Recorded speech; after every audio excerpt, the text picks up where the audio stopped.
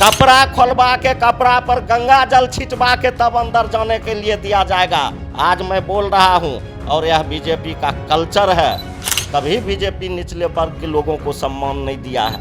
और मांझी जी फिर उसी लोग के साथ चले गए जो लोग इनके जाने से मंदिर धुलवाते थे, जो लोग इनके जाने से नफरत करते थे, जो लोग इनके जाने से अपवित्रता की बात करते थे। आज मांझी जी उसी लोग के साथ चला गया कि आज मांझी जी उधर जाके पवित्र हो गए। पवित्र हो गए तो क्यों नहीं जूता पहन के चल गए अमित शाह के घर? क्यों जूता चप्पल उतरवा दिया गेट पर? उसी जगह अमित शाह जी जो है से जूता पहन के टांग पर टांग चढ़ा के बैठे हुए हैं, और यह मूड़ी लटका के चप्पल खोल के बैठे हुए हैं। इस जगह ही तो उनका सम्मान का पता चल गया कि बीजेपी के लोग उनको कितना सम्मान दे रहे हैं, और हम लोगों के महागठबंधन के लोग उनको कितना सम्मान दिए। उनको मुख्यमंत्री बनाया गया, उनके बेटा को मंत्री बनाया गया। राजद के कोटा से हम लोगों के नेता बाबू लालू प्रसाद यादव जी, बाबू तेजस्वी यादव जी, उनको एमएलसी बनाया। अब इससे बढ़ के क्या सम्मान हो सकता है? जो बीजेपी जूता खुलवा देता है तब अंदर प्रवेश करवाता है, मंदिर जाता है तो उसको मंदिर के धुलवाता है। और आने वाला समय दूर नहीं है, आप देख लीजिएगा। अगर यह बीजेपी के साथ रह गए तो आने वाला समय में इनका कपड़ा खोलवा के, कपड़ा पर गंगा जल छिटवा के, धुलवा के तब इनको अंदर जाने के लिए दिया जाएगा। आज यह सरकार दलित विरोधी रहता तो रामवृक्ष सदा जैसन लोग इस दल में, इस महागठबंधन में एमएलए नहीं रहता।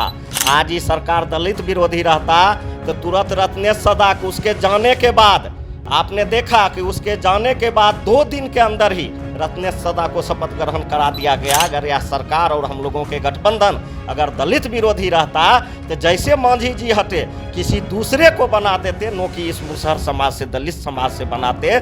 इसलिए हम लोगों के गठबंधन के नेता आदरणीय नीतीश कुमार जी और हम लोगों के नेता आदरणीय बाबू तेजस्वी यादव जी ने साबित कर दिया है कि हम लोग वास्तव में दलित के नेता हैं। अगर कोई अपना स्वार्थ में भाग गया तो दूसरे दलित को हमने 2 दिन के अंदर मंत्री बनाने का काम किया, जिसका नाम है रत्नेश सदा। जहाँ सम्मान मिला उस चीज़ को वह अपमान बता रहे हैं, और जहाँ अपमान मिला उस चीज़ को वह सम्मान बता रहे हैं। तो जब इनको अपमान ही सम्मान लग रहा है तो इनको क्या कहना, इस बात में क्या कहिएगा? इनको जो अपमान करते हैं वही सम्मान इनको लगता है। गांधी जी के जाने से महागठबंधन पर कोई फर्क नहीं पड़ा है, न पड़ने वाला है, न पड़ेगा।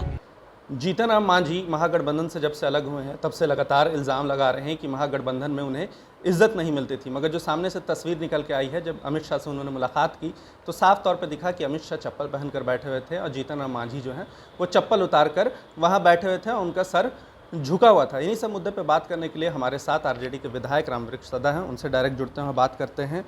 जीतन राम मांझी लगातार इल्ज़ाम लगा रहे थे कि महागठबंधन में उन्हें इज्जत नहीं मिल रही थी। सबसे पहले तो मैं आपको धन्यवाद देता हूँ, और माननीय जीतन राम मांझी जी जो आरोप लगाए हैं वह आरोप पूरे निराधार है। और इस बात को पूरे बिहार के लोग जानता है कि आज तक किसी समाज, किसी दलित को उतना सम्मान नहीं मिला जितना सम्मान बिहार के माननीय मुख्यमंत्री और हम लोगों के नेता आदरणीय बाबू लालू प्रसाद यादव जी ने जीतन राम मांझी को दिया। जिसका उदाहरण है कि आपने देखा होगा कि उनको मुख्यमंत्री बनाया गया था। आप उदाहरण के तौर पर एक भी नेता का नाम बता दीजिए इस देश में जो अपने मुख्यमंत्री रहते हुए अपना कुर्सी छोड़कर किसी दलित को बैठा दिया गया है, तब समझेंगे कि जीतन राम मांझी जो सम्मान की बात कर रही है उनका कहना उचित है। या नहीं तो जीतन राम मांझी जी के शायद इधर गठबंधन से अलग हो गए हैं तो उनका जो है से भाषा आगे पीछे होते रहता है। जहां सम्मान मिला उस चीज़ को वह अपमान बता रहे हैं, और जहां अपमान मिला उस चीज़ को वह सम्मान बता रहे हैं। तो जब इनको अपमान ही सम्मान लग रहा है तो इनको क्या कहना, इस बात में क्या कहिएगा? इनको जो अपमान करते हैं वही सम्मान इनको लगता है। वो तो डायरेक्ट बोलते हैं कि ये सरकार दलित विरोधी है। आज यह सरकार दलित विरोधी रहता तो रामवृक्ष सदा जैसन लोग इस दल में, इस महागठबंधन में एमएलए नहीं रहता। आज ही सरकार दलित विरोधी रहता तो तुरंत रत्नेश सदा को उसके जाने के बाद, आपने देखा कि उसके जाने के बाद 2 दिन के अंदर ही रत्नेश सदा को शपथ ग्रहण करा दिया गया। अगर यह सरकार और हम लोगों के गठबंधन अगर दलित विरोधी रहता तो जैसे मांझी जी हटे किसी दूसरे को बना देते, नो कि इस मुसहर समाज से, दलित समाज से बनाते।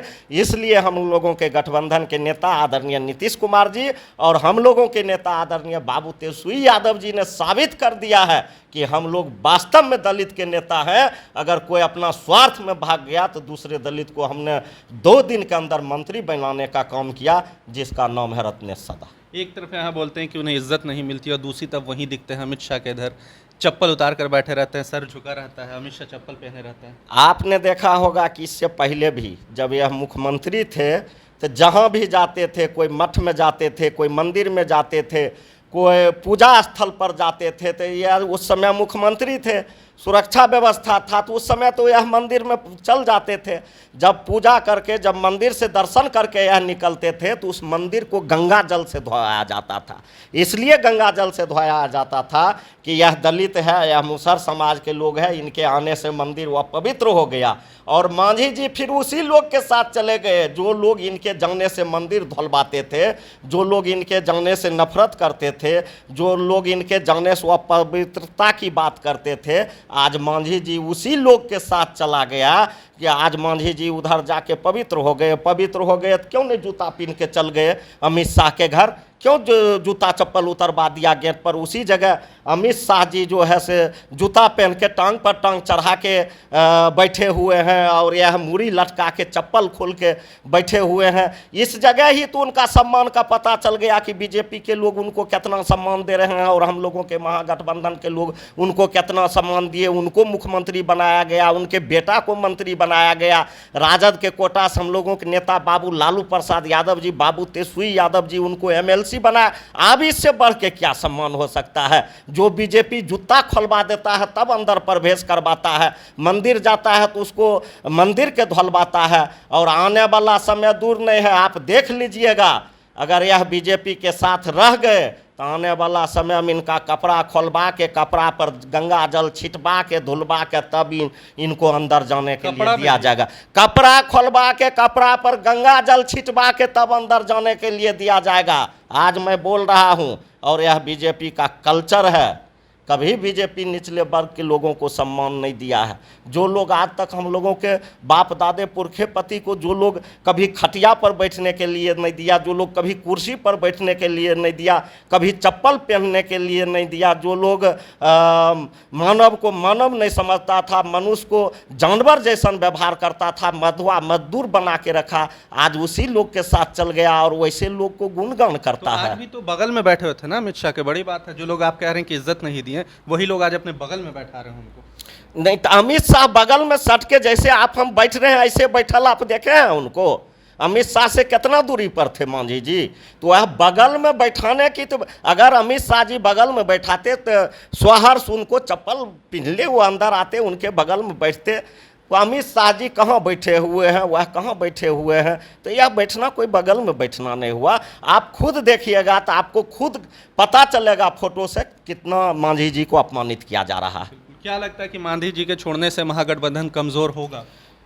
मांझी जी के जाने से महागठबंधन पर कोई फर्क नहीं पड़ा है, न पड़ने वाला है, न पड़ेगा। धीरे धीरे आप लोग चिराग पासवान भी छोड़ के चले गए हैं, कुशवाहा जी भी चले गए। आपने देखा होगा 15 में सब जी चले गए थे, मांझी जी, चिराग जी, ये सारे लोग चले गए थे। क्या हश्र हुआ, क्या व्यवस्था हुआ 15 के चुनाव में? उस समय मोदी जी का डंका बजता था। अब मोदी जी का पूरे देश में विरोध हो रहा है, सिर्फ इंतजार है चुनाव का। चुनाव आएगा और भारत मुक्त बीजेपी बनेगा, सिर्फ उसी का इंतजार है। भाजपा वाले तो बोलते हैं कि हमको कोई फर्क नहीं पड़ता, 24 में फिर से भाजपा आएगी, चाहे कितने भी बैठक कर लें। भाजपा वाले महागठबंधन के बैठक को देखकर उनका संतुलन खराब हो गया है, संतुलन बिगड़ गया है। वह संतुलित भाषा का प्रयोग नहीं करते हैं। अगर महागठबंधन से उनको डर नहीं रहता तो वह संतुलित भाषा का प्रयोग करते, न कि वह संतुलित हो जाते। अच्छा, एक बात बताएं, मोदी जी अकेले और उनके जो है लड़ने के लिए जो है सारे विपक्षी दल लगता है एक हो रहे हैं, मतलब इतने मजबूत हो चुके हैं कि एक आदमी का हराना जो है इम्पॉसिबल है। वह इतने मजबूत नहीं हो चुके हैं कि उनके हराने के लिए एक हो रहे हैं सारे लोग। सारे लोग पहले भी एक थे और सारे लोग समाजवादी विचारधारा से आए थे, इसलिए सारे लोग पहले भी एक थे और आज भी एक हैं। और मोदी जी को हटाने के लिए नहीं, बीजेपी को इस देश से भगाने के लिए यह उपाय किया जा रहा है। और सब लोग एक साथ पहले भी थे और आज भी हैं, कोई नया पर नहीं है। लालू जी ने इशारे में राहुल गांधी को कह भी दिया कि दूल्हा बनने के लिए तैयार हो जाइए, कहीं ना कहीं लग रहा है कि पीएम बना देंगे। दो तरह का हमारे साहब दो तरह के दूल्हा की बात बोले हैं। एक दूल्हा हुआ वैवाहिक जीवन वाला दूल्हा, तो हमारे साहब मंच से उनको बोले हैं कि लोग आप पर तरह तरह के सवाल उठाते हैं, इसलिए आपको वैवाहिक जीवन वाला दूल्हा बन जाना चाहिए था कि लोग आप पर सवाल नहीं उठावे कि यह देश का नहीं है। तो बाराती ले जाएंगे मोदी जी को? कहाँ? राहुल गांधी को जरूर ले जाएंगे, इसमें कहीं कोई बात है? अगर राहुल गांधी जी की शादी होता है तो उसमें जरूर मोदी जी बाराती जाएंगे और जाना भी चाहिए, उनको जाना भी चाहिए। चलिए देखिए, हमारे साथ राजद के विधायक रामवृक्ष सदत हैं। आपको बता दें कि जिस तरह से मांझी महागठबंधन से अलग हुए हैं उसके बाद लगातार जो है इल्ज़ाम लगा रहे थे, वहीं पे रामवृक्ष सदत का साफ तौर पे कहना है कि अभी तो ये दौर है कि उन्होंने चप्पल उतारा है, आगे वाला दौर ये आएगा कि जब वो कपड़ा भी पहनेंगे तो उस पर गंगा जल का छिड़काव कराया जाएगा पहले। तो फिलहाल इसी तरह की खबरों के साथ हमारे साथ जुड़े रहें, तब तक के लिए आपका बहुत बहुत धन्यवाद। सिर्फ खबर दिखाना देशवा न्यूज का मकसद नहीं, देशवा न्यूज की कोशिश है कि समाज की सूरत बदलनी चाहिए। देशवा न्यूज पर वीडियो देखने के लिए लाइक करें, सब्सक्राइब करें, साथ ही बेल आइकन दबाना न भूलें।